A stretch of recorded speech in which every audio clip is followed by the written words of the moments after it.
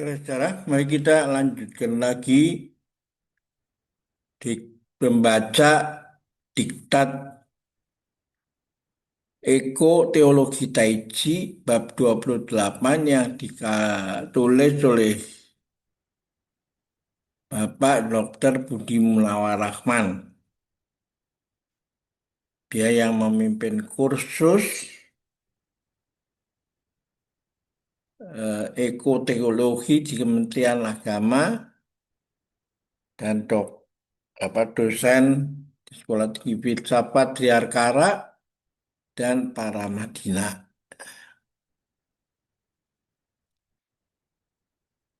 Dalam bab ini dia mengatakan bahwa di tengah krisis ekologis global, harapan sering terasa seperti kata-kata yang rapuh.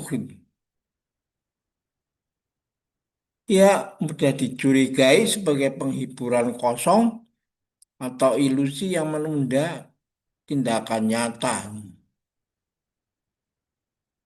Ya, kita ulangi lagi. Di tengah krisis ekologis global, harapan sering terasa seperti kata yang rapuh. Ia mudah dicurigai sebagai penghiburan kosong atau ilusi yang menunda tindak nyata. Banyak orang memilih bersikap realistis dengan menanggalkan harapan sama sekali, seolah pesimisme adalah bentuk kejujuran tertinggi. Namun, sikap tanpa harapan juga membawa risiko besar. Ia melumpuhkan kehendak untuk merawat kehidupan. Ekoteologi Daichi tidak menempatkan harapan sebagai janji kemenangan, melainkan sebagai kesetiaan pada kehidupan yang terus bergerak, bahkan ketika hasilnya tidak pasti. Ya, seperti setiap hari satu langkah, meskipun perjalanan masih ribuan li, dan kita tidak tahu bahwa nantinya kita akan masuk surga, neraka, nirwana, atau menjadi seperti lalat, yaitu nyamuk, cebong, ikan, ya, keong, ya. Akhirnya ya setelah hidup ya mati begitu saja ya.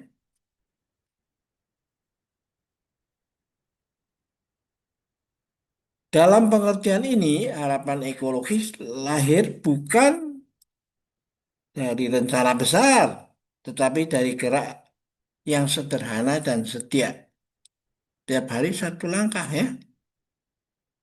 Gerak sederhana sering diremehkan karena tidak spektakuler.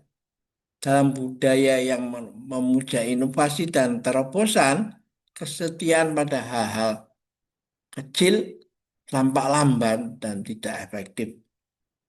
Namun, alam sendiri bekerja melalui proses yang sederhana dan berulang. Benih tumbuh perlahan, air mengikis batu melalui kesabaran, bukan ketakutan. Taiji mengambil inspirasi dari cara kerja alam ini. Geraknya sederhana, berulang, dan hampir tidak berubah dari hari ke hari. Namun justru dalam pengulangan inilah transformasi terjadi secara mendalam. Nah, setelah kita lihat ada satu metode mengajar matematik dari Jepang yang menggunakan menerapkan metode ini setiap hari satu langkah meskipun perjalanan masih ribuan li.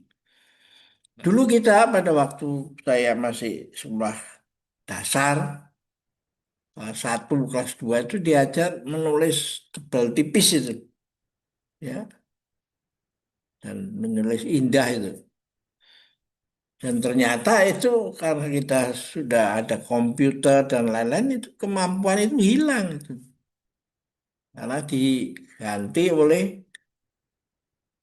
hanya menekan tombol-tombol dari sebuah gadget, ya toh, atau komputer lah, gitu. Jadi lalu ya kehilangan kemampuan itu.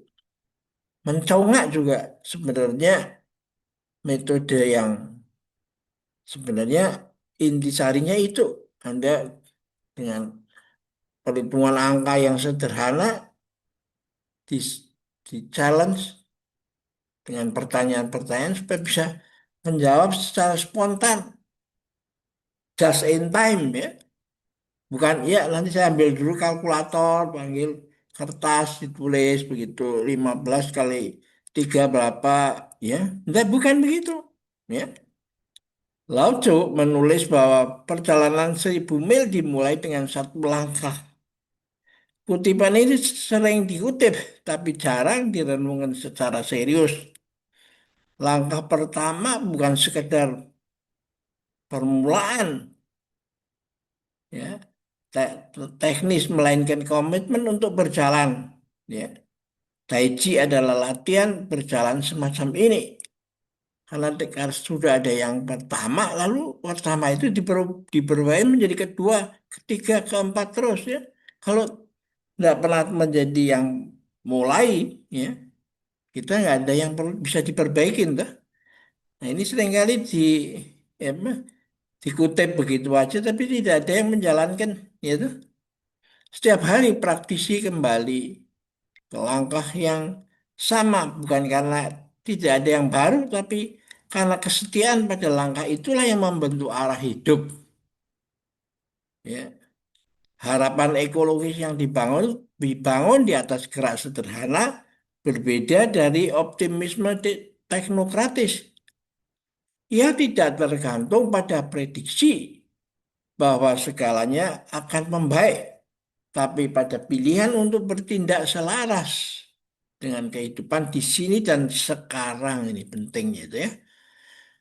Pilihan ini mungkin nampak kecil di hadapan skala krisis iklim, tapi ia memiliki kekuatan etis yang besar.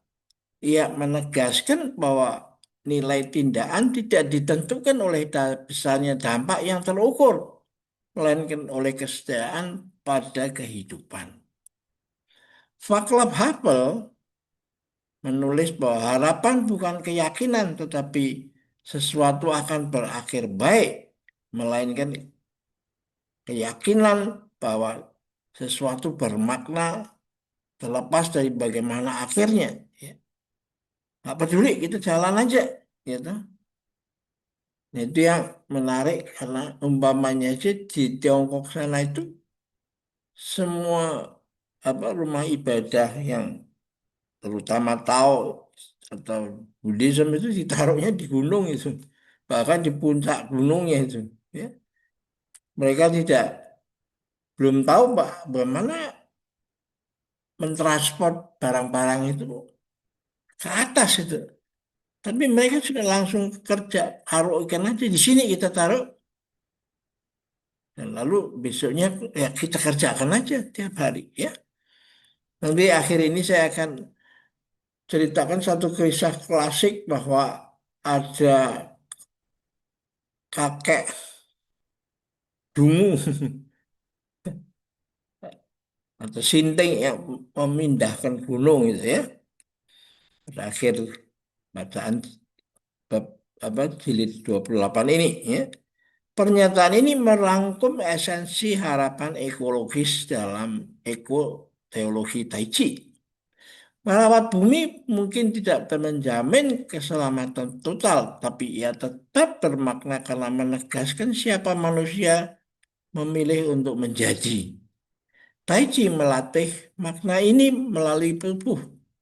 Dalam latihan tidak ada jaminan bahwa hari ini akan lebih baik dari kemarin, gitu. Tapi dia kerjakan dengan tekad supaya lebih baik. Soal hasilnya ya kita lihat nanti ya. Pokoknya berbuat baik, positive thinking ya. Dari hari ketika tubuh terasa kaku dan pikiran gelisah.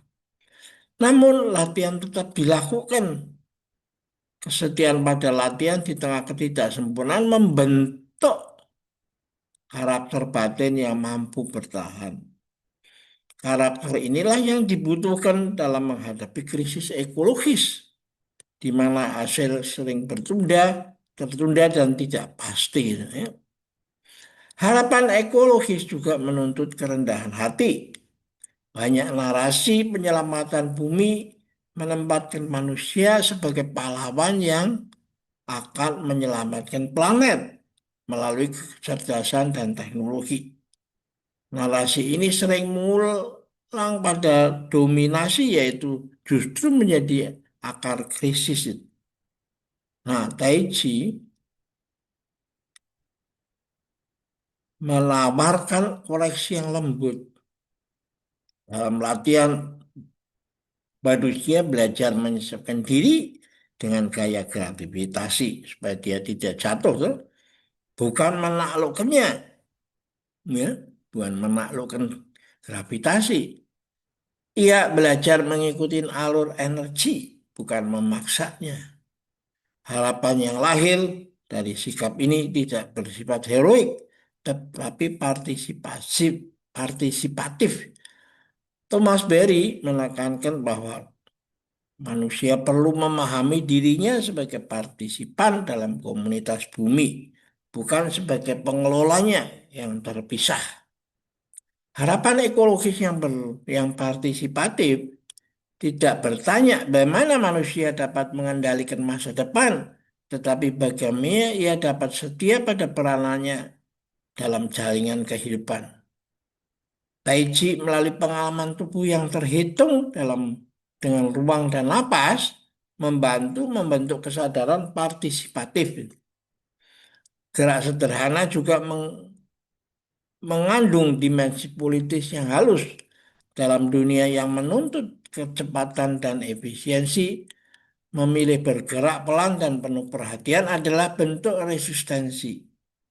Ia menolak logika ekstraksi tanpa henti.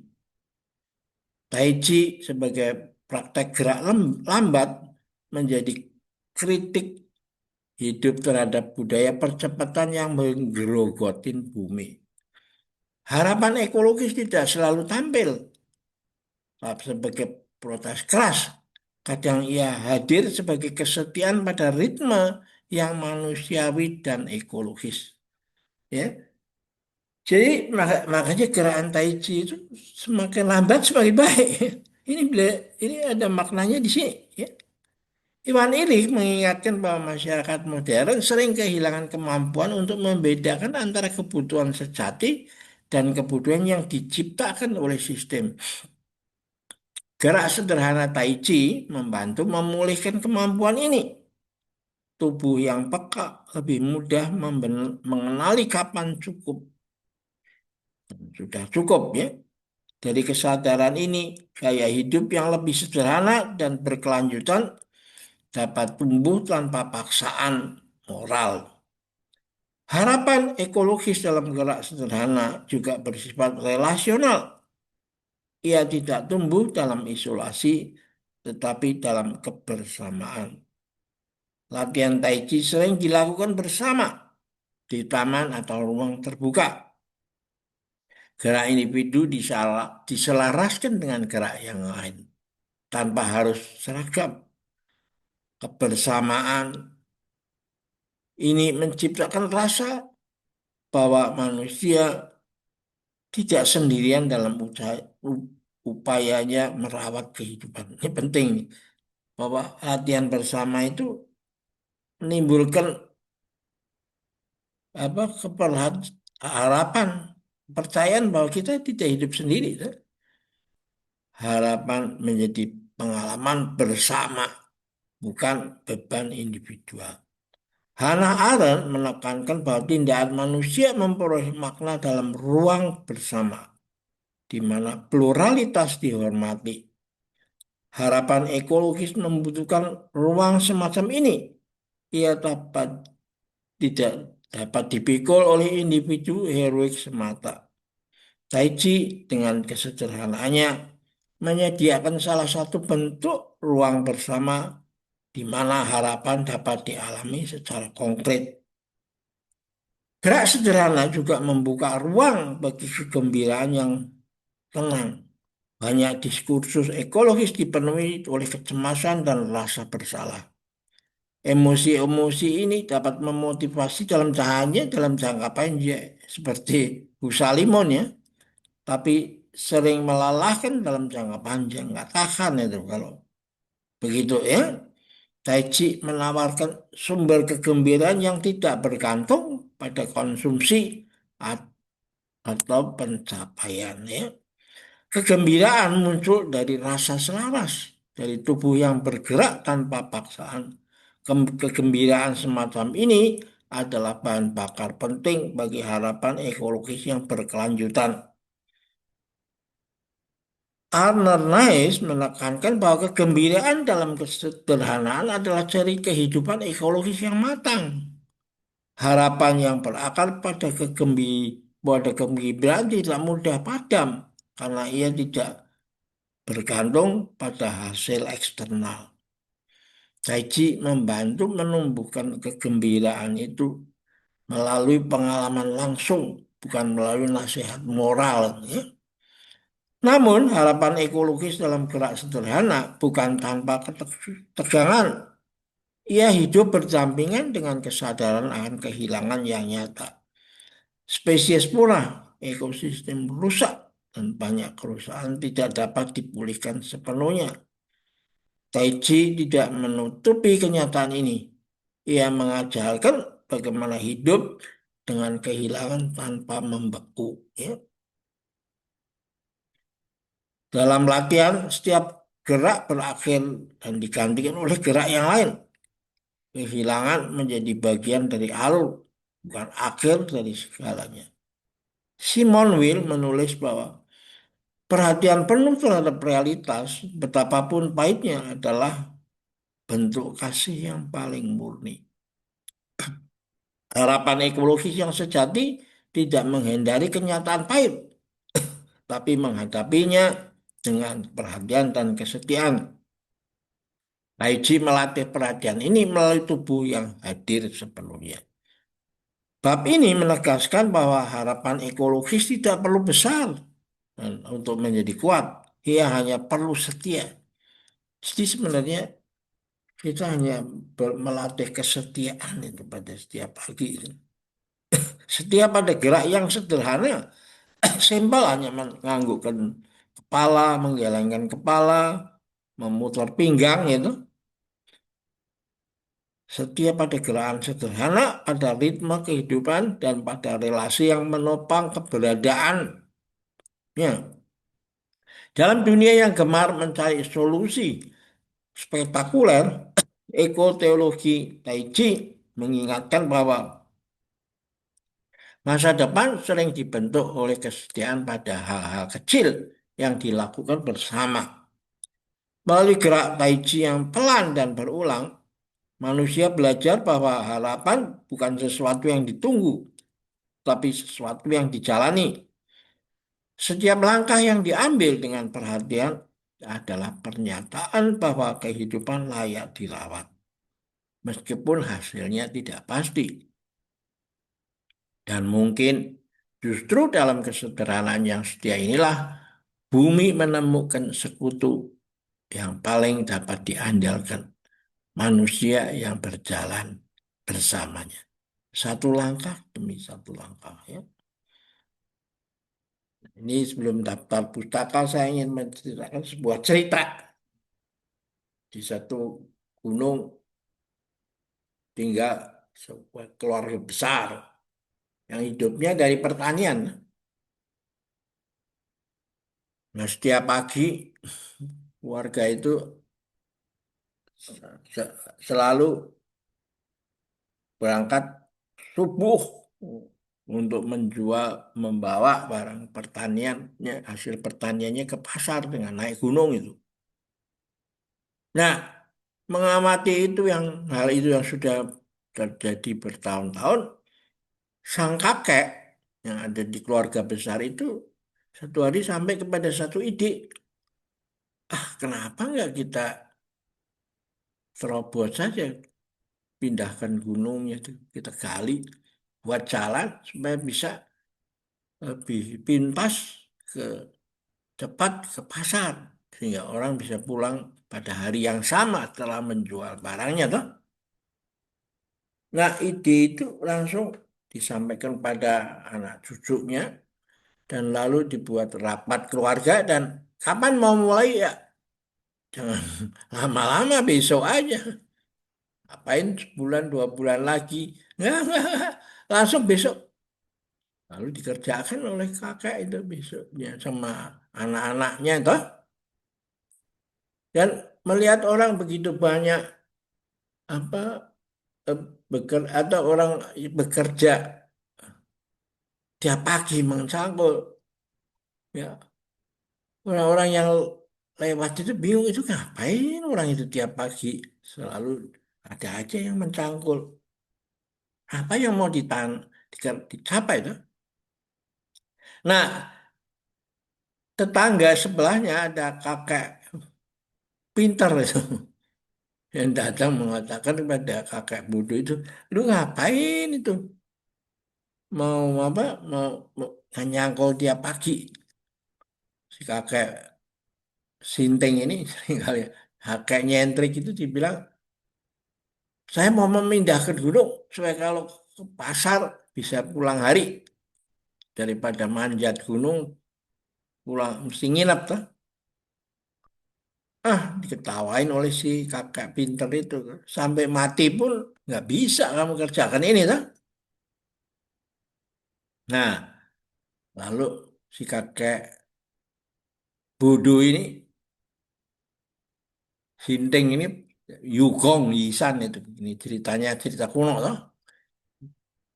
Yugong itu kakek Wanggong, untuk kakek Sinting gitu.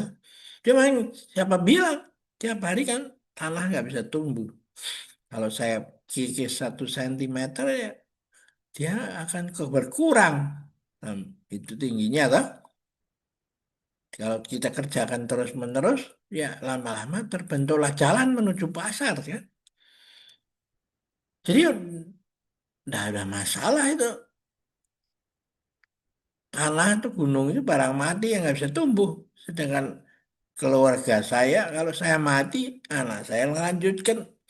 Lalu cucu saya, cicit saya, dan seterusnya. Nah, si kakek pinter itu alah ngomong aja loh. Setiap tinggal begitu. Tapi si kakek dengan keluarga besarnya itu melakukan hal itu semua tiap pagi. Sampai orang-orang yang lalu lalang itu banyak yang berhenti. Loh, kayak ngapain yuk sekeluarga tiap pagi begini? Nah, lalu si kakek mengatakan rencana mau memindahkan gunung supaya bisa pulang pada hari yang sama dari pasar. Gitu. Berangkat pagi, sore bisa di rumah lagi kan? Menghemat waktu, ongkos, dan sebagainya kan? Ah, cerita itu berkembang dari mulut ke mulut. Dan seharusnya dengan netizen kita lebih cepat mengembangkan itu. Hal-hal yang positif daripada mengembangkan hoax kan? Yang bikin susah orang kan?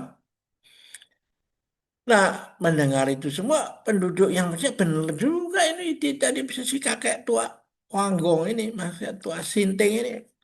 Kita ikutin aja sama-sama lah. Kita gotong royong lah sama-sama. Ayo giliran mereka membuat seluruh kampung itu dibuat susun menurut grup regu-regu itu dan lalu mereka secara bergantian ikut mencangkul setiap pagi itu dan sampai suatu hari dalam waktu masih tahun itu juga nah, tidak perlu tahun berikutnya jalan menuju pasar itu sudah tercapai ya. Dan lalu semua penduduk di desa situ maupun desa tetangganya itu semua lebih merasa lebih nyaman menjual hasil buminya ya. Itulah kira-kira cerita yang memberi inspirasi pada saudara-saudara bagaimana sebenarnya memotivasi manusia lain untuk berbuat sesuatu yang positif, bukan halnya negatif, menyebarkan hoax, fitnah, ya toh, dan lain-lain sehingga dengan menguasai teknologi informasi orang itu bisa membuat hal-hal yang salah kalau diberitakan berulang-ulang menjadi dianggap benar ya. Oke, kita akhirin dulu di sini ya. Ini daftar pustakanya.